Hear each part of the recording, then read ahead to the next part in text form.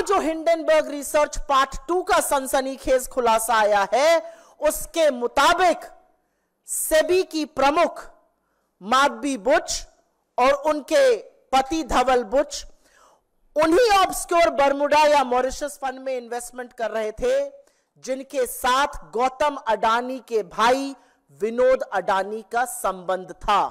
एक बड़ी famous line है, मेरा कातिल ही मेरा मुंसिफ है। यहां पर तो मुंसिफ ही कातिल निकल रहा है। तो जो कोतवाल है जिसको जांच करनी थी, उसका उन्हीं तथाकथित फंड में इन्वेस्टमेंट था इस रिपोर्ट के मुताबिक, जहां पर विनोद अडानी का संबंध था। तो अब एक स्वतः सवाल उठता है कि क्या अडानी महाघोटाले की जांच इसलिए नहीं हो रही थी क्योंकि जिसको जांच करनी थी, इस रिपोर्ट के अनुसार, इस रिपोर्ट के मुताबिक वो कहीं ना कहीं उसमें संलग्न थी। इस पूरे खुलासे ने सेबी चीफ, इस देश की सरकार और इस देश के प्रधानमंत्री नरेंद्र मोदी की इंटेग्रिटी को तार तार करके रख दिया है। इससे पहले की बीजेपी, और वो कर रही है, नाम अडानी का आ रहा है, नाम सेबी का आ रहा है, नाम माधवी बुच का आ रहा है, नाम ब्लैकस्टोन का आ रहा है। बीजेपी को क्या तकलीफ है?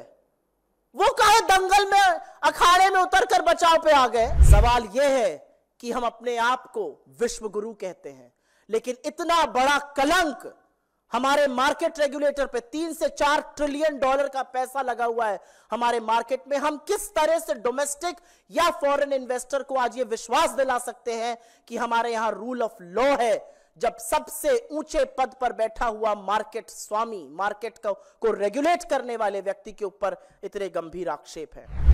एक गांव में डाका पड़ा, डाकुओं ने अंधाधुंध लूट मचाई, खूब लूटा खसोटा, माल इधर से उधर किया। शक था कि लुटेरों के साथ गांव का मुखिया मिला हुआ है, उसकी मिली भगत है। तो लोगों को समझ में नहीं आया वो क्या करें। वो कोतवाल के पास गए, उन्होंने कोतवाल से कहा कि आप जांच कीजिए। तो कोतवाल आनाकानी करने लगा। कोतवाल कभी इधर की बात करे, कभी उधर की बात करे, कहे कुछ सबूत नहीं मिल रहा है। कोतवाल बगले झांकता था, लोग परेशान हो गए। फिर एक दिन सुबह सुबह पता चला कि लूट का माल तो कोतवाल के घर भी जा रहा था। तो एक मुहावरा हमारी तरफ कहा जाता है, जब सैया भय कोतवाल तो डर काहे का। और ऐसी ही कुछ कहानी अडानी महाघोटाले की भी प्रतीत होती है। अडानी महाघोटाला सामने आया, ऑफशोर फंडिंग का मामला सामने आया, स्टॉक मैनिपुलेशन के चार्जेस लगे।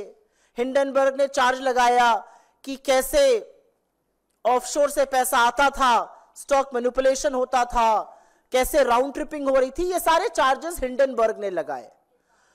तो इसकी जो जांच है वो market regulator, security and exchange board of India, SEBI को सौंपी गई, क्योंकि मार्केट का रेगुलेटर मार्केट पर आंख रखने का काम सेबी करता है। पर अब जो हिंडनबर्ग रिसर्च पार्ट 2 का सनसनीखेज खुलासा आया है, उसके मुताबिक सेबी की प्रमुख माधवी बुच और उनके पति धवल बुच उन्हीं ऑब्सक्योर बर्मुडा या मॉरिशस फंड में इन्वेस्टमेंट कर रहे थे जिनके साथ गौतम अडानी के भाई विनोद अडानी का संबंध था। एक बड़ी फेमस लाइन है, मेरा कातिल ही मेरा मुंसिफ है। यहां पर तो मुंसिफ ही कातिल निकल रहा है।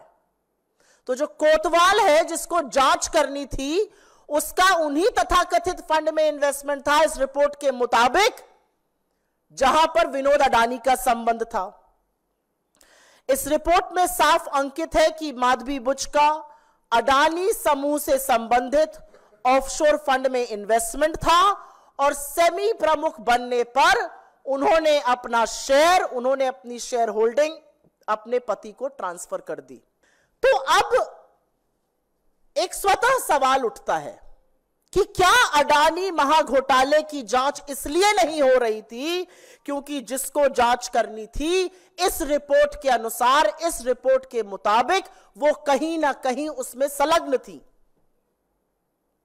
उच्चतम न्यायालय बार बार निवेश की जानकारी मांगता था, सेबी बार बार इधर उधर बगले झांकता था। सेबी ने तो यह तक कह दिया था, we have drawn a blank, हमें कुछ मिल ही नहीं रहा है। ये मिनिमम लेवल पर, at the absolute minimum level, ये पारदर्शिता के तार तार करता है। And at the absolute maximum level ये संभवतः सबसे बड़ी क्रिमिनल कंस्पिरेसी है। एक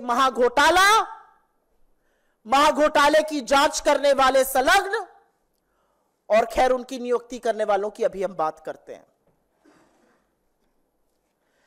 एक बात और साफ है कि इस पूरे खुलासे ने सेबी चीफ, इस देश की सरकार और इस देश के प्रधानमंत्री नरेंद्र मोदी की इंटेग्रिटी को तार तार करके रख दिया है। उनकी कोई इंटेग्रिटी नहीं बची है। उनकी साख, उनकी प्रतिष्ठा, उनकी कर्तव्यनिष्ठा पर जबरदस्त सवाल है। वो कटघरे के घेरे में आज खड़े हुए हैं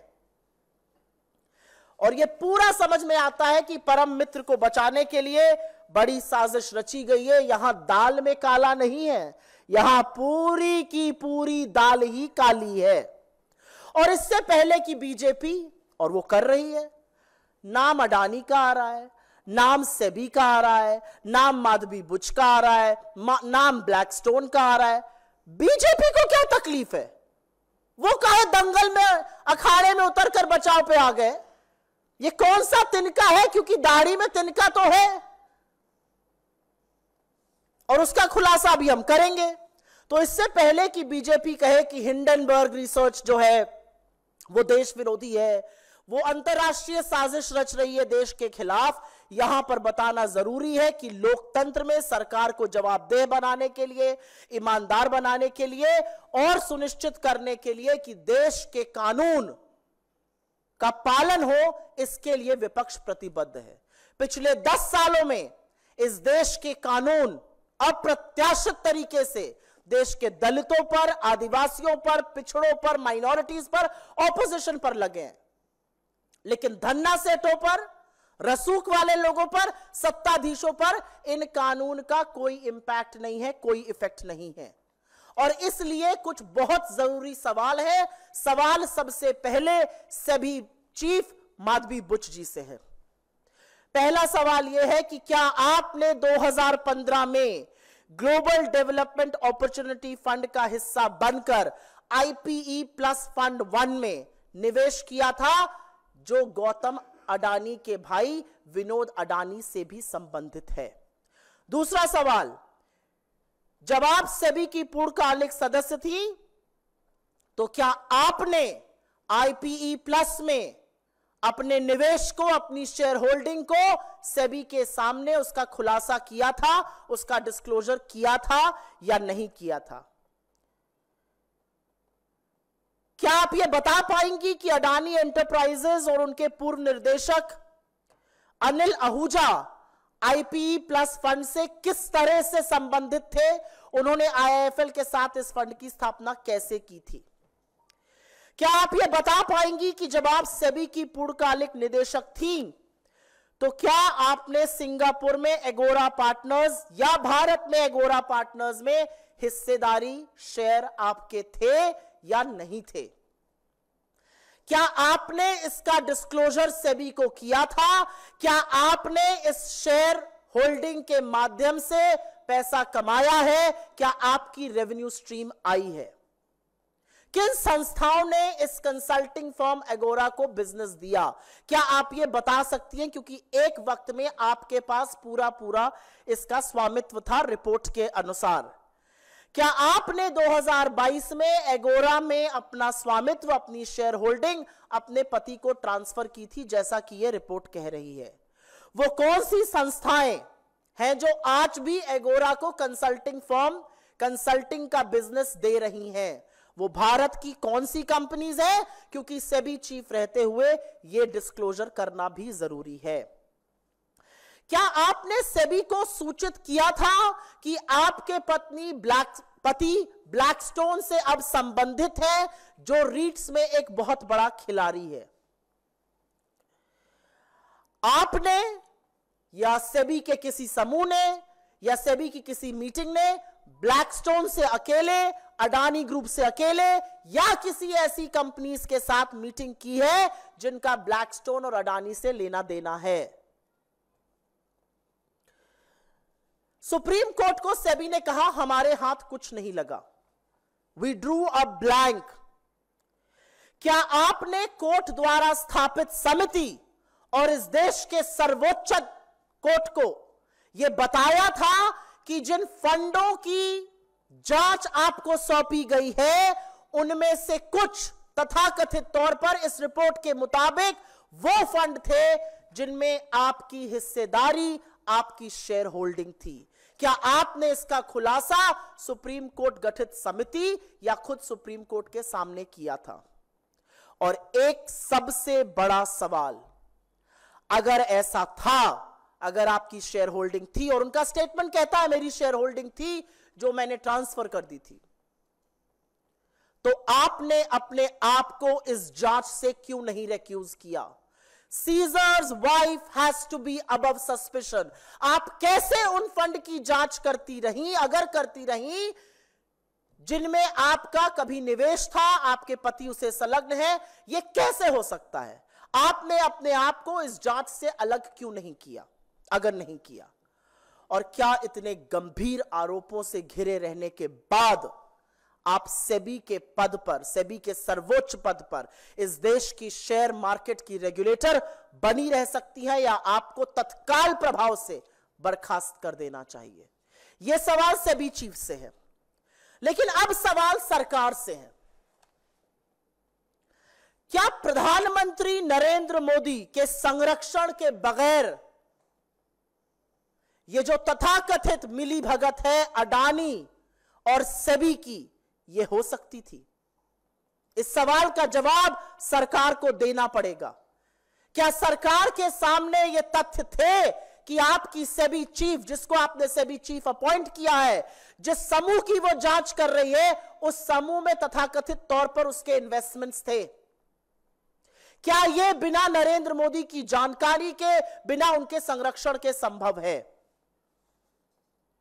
क्या नरेंद्र मोदी अपनी मार्केट रेगुलेटर के इतने बड़े घपलाबाजी में संलग्न आरोप पर अब अपनी चुप्पी बरकरार रख सकते हैं, या उनको बोलना चाहिए? क्या जो सरकार लगातार अडानी समूह पर लगे आरोपों पर पर्दा डाल रही थी, और अब जब पता चल रहा है कि जांचकर्ता भी संभवतः इसमें संलग्न है, क्या वो इस घोटाले की निष्पक्ष जांच कर सकते हैं? सत्ता के गलियारों में पिछले कुछ सालों से, 10 सालों से फुसफुसाहट थी, और अब वो हुंकार है। और फुसफुसाहट ये थी कि सरकारी अफसरों, रेगुलेटर्स, संभवतः न्यायपालिका के चयन में, नियुक्ति में गौतम अडानी का बढ़ता हुआ भयंकर वर्चस्व है। तो सवाल यह है कि क्या गौतम अडानी की भूमिका थी माधवी बुच जी को सेबी चीफ अपॉइंट कराने की? आखिर पिछले 10 सालों में अडानी जी इतने शक्तिशाली कैसे हो गए? सवाल यह है कि शेयर मार्केट के रेगुलेटर ने अपनी विश्वसनीयता खो दी है, तो अब छोटे छोटे इन्वेस्टर की सुरक्षा कौन करेगा? सवाल यह है कि इतने गंभीर आरोपों के बाद अगर कल और संभवतः ऐसा होगा, मार्केट गिरता है, तो लाखों करोड़ों का जो स्वाहा होगा छोटे इन्वेस्टर का, उसके जिम्मेदार प्रधानमंत्री मोदी, गौतम अडानी और सेबी प्रमुख माधवी बुच क्यों नहीं कहे जाएंगे? सवाल यह है कि हम अपने आप को विश्व गुरु कहते हैं, लेकिन इतना बड़ा कलंक हमारे मार्केट रेगुलेटर पे, 3 से 4 ट्रिलियन डॉलर का पैसा लगा हुआ है हमारे मार्केट में। हम किस तरह से डोमेस्टिक या फॉरेन इन्वेस्टर को आज ये विश्वास दिला सकते हैं कि हमारे यहां रूल ऑफ लॉ है, जब सबसे ऊंचे पद पर बैठा हुआ मार्केट स्वामी, मार्केट को रेगुलेट करने वाले व्यक्ति के ऊपर इतने गंभीर आक्षेप है? एक बहुत बड़ा सवाल, यह पूरा मामला सुप्रीम कोर्ट पहुंचा था। सुप्रीम कोर्ट ने समिति गठित करी थी, उस समिति ने जांच करी थी। आज सवाल यह है कि क्या उस समिति के सामने क्या उच्चतम न्यायालय के सामने, the highest constitutional court of the country, Hindenburg research में जो चौंकाने वाले आक्षेप, जो चौंकाने वाले तथ्य, जो चौंकाने वाले आरोप, जो गंभीर आरोप सामने आए हैं, जो कॉन्फ्लिक्ट ऑफ इंटरेस्ट सामने आया है, जो शेयरों का स्वामित्व सामने आया है, क्या इसके बारे में सुप्रीम कोर्ट को अवगत कराया गया था या सुप्रीम कोर्ट को भी बाकी देश की तरह अंधेरे में रखा गया? असलियत यह है कि यह हमारे संस्थानों की विश्वसनीयता पर बहुत बड़ा सवाल उठाता है, और असलियत यह भी है कि इतने गंभीर आक्षेप लगने के बाद हम उच्चतम न्यायालय से, the highest court in the country, the highest constitutional court in the country से अपील करते हैं कि वो स्वतः संज्ञान लें, इस मामले की जांच करें, क्योंकि यह भारत की फाइनेंशियल व्यवस्था पर सवाल खड़े कर रहा है। असलियत यह है कि इस महाघोटाले की जांच सिर्फ और सिर्फ जेपीसी से हो सकती है, जिसका गठन नरेंद्र मोदी करने से डरते हैं। लेकिन कब तक डरिएगा आप और कब तक बचाइएगा अडानी को, क्योंकि महाघोटाला इतना बड़ा है, उसके डंक इतनी दूर दूर तक फैले हुए हैं कि अंततो गत्वा एक ना एक दिन आप लोग पकड़े जाएंगे। लेकिन तत्काल प्रभाव से सेबी चीफ को उनके पद से हटाना पड़ेगा, अन्यथा सरकार की विश्वसनीयता, मार्केट की विश्वसनीयता, मार्केट रेगुलेटर की विश्वसनीयता पर बहुत बड़ा सवाल है। और सबसे बड़ा कहर छोटे छोटे जो निवेशक हैं वो उन पर बरपेगा जब इसका नेगेटिव प्रभाव हमारे मार्केट पे पड़ेगा।